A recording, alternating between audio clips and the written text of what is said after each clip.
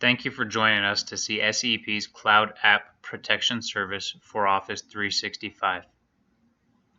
You'll see how fast, easy, and secure backup for Office 365 is with SEP. Let's take a look at what is backed up with SEP SaaS Backup. SEP backs up all Office 365 app data at least once a day, including email, shared email, calendars, tasks, SharePoint, OneDrive, Groups, and Teams. Everything runs on a Linux and Solaris high-security HA cluster. High availability replication technology keeps your data in at least 3 locations. Important features include flexible scaling options and intelligent snapshot queue, which allows you to back up your data multiple times per day. Our data centers are spread across 3 locations worldwide. For our European customers, data is stored exclusively in our EU data center in Copenhagen. For American customers, in Washington, D.C., and for our Australian and Asian customers, in Sydney. The administration and configuration of your Office 365 backup takes place entirely online.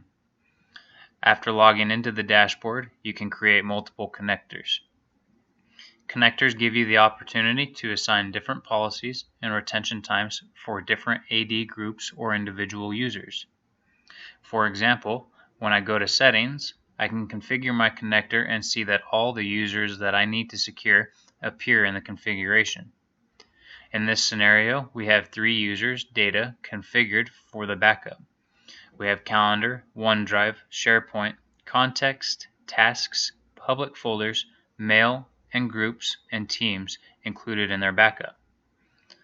I can also assign retention times to an AD group. For example, I can say these users have a retention time of 5 years.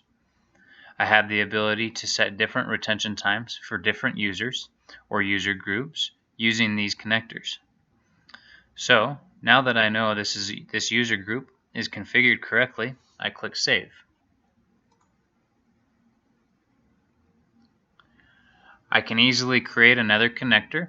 This one I might call Retention 2.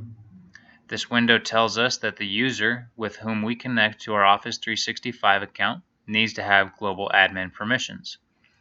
So, either use the initial global admin or create a new user with the same privileges. I can again select my users in the next window. I can load groups. As you can see, I only have the one group created, or I can go add individual users to create a group with different settings. I'll randomly choose 2 colleagues here and select that we only want to back up their calendars, SharePoint, contacts, tasks, public folders, and mail, but not OneDrive, Groups, or Teams. I'll select that data is only kept for 1 month. Now I want to save this scenario, so I hit Save and enter my password to confirm. After that saves, you can see that I now have 3 different connectors here. You can create as many connectors here as needed so your organization can have custom settings for different user groups. After the connector is completed, the first initial backup will start automatically. It is therefore not necessary to schedule your backups or otherwise start manually. All backups are fully automated. Next step, users. I have the option to create different users with different permissions for my organization. In the menu, go to Users. I can create a user with the following roles: Audit, Full Support, Standard Support, Limited Support, and SSO Admin. If I create a full support user, they will have permission to view documents in preview mode and to download, share, import, overwrite, and rename files. If I create a user with standard support, they will only have permission to import, overwrite, and rename files. This last field, expire time, is a very handy feature. This gives me the option to define how long a user is active in the system. I could create an audit account which is automatically configured with 1 week validity. 1 week later, this user's account will be closed automatically with no security gaps. I'll choose 1 week here and create the user, and done. The user is created. Before we look at the restricted user rights, let's look at some of the reports the administrator can view. If we go to the menu to Job Monitor, we can see that my connector retention 2 is currently performing a backup, and we have already 94% of the data transferred. You can see the rest of your backups here. You can adjust date range to view more backups over several days or weeks, then hit refresh. I can export this as a report by clicking this download button. I can also limit the report to only view data from a specific connector by clicking on the connector drop-down menu. Let's click on the first connector. As you can see, data is organized by groups and teams, SharePoint, and users. So there are 3 different approaches to backup and store your data. You can recover data from each section as complete restore or single files or folders. If I go into the users section, I see the 3 users that were added. I click on a user and we see all of this user's data. Let's go into OneDrive and see what it looks like. We have documents, style library, and templates. Inside documents, we should have all of the folders and files this user has in OneDrive. From here, we have many options. We can immediately create a restore job that will simply restore the file to the user's original OneDrive. If there are multiple versions of this file, I can view different versions of this file here. I can also download this document directly to my device. The preview feature, when I hover over files, is very helpful so I can quickly see what kind of file each one is. The share button allows you to share a file with a colleague or customer.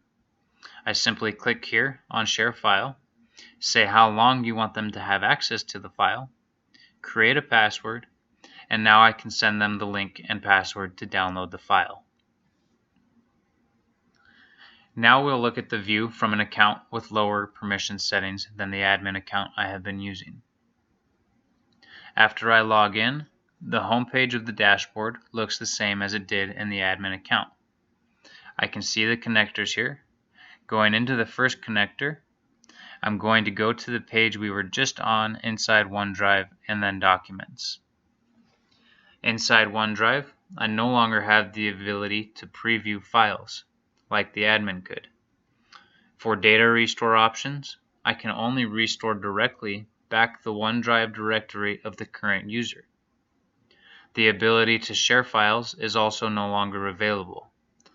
This account simply has the ability to recover their own data back to its original location.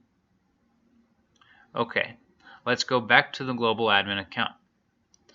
Now that I'm logged back into the global admin, let's look at how Exchange works. I'll go back to where we were, except instead of OneDrive, we'll click on Outlook. From here, I can restore the entire inbox, or I can download it as a PST file, or I can share the inbox file. Let's see what sharing an inbox file looks like. I set the time constraints for sharing, create a password, click Share, and copy the link. Going into the shared file URL, I can download the inbox.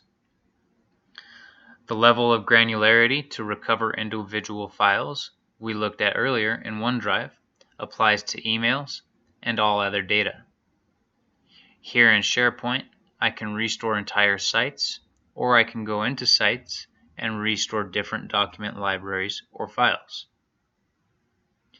The last feature I want to mention is Advanced Search, here near at the top of this page.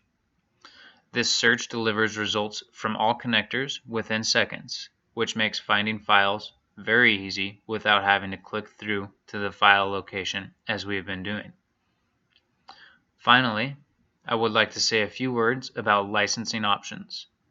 There are 2 different license types: Office 365 Complete and Exchange-only licenses that have different feature sets. Both are available with 1-year, 5-year, and 10-year retention periods. Each user has a 1 terabyte storage limit included. Thank you for watching our demo of SEP SaaS Cloud-to-Cloud Backup Solution for Office 365.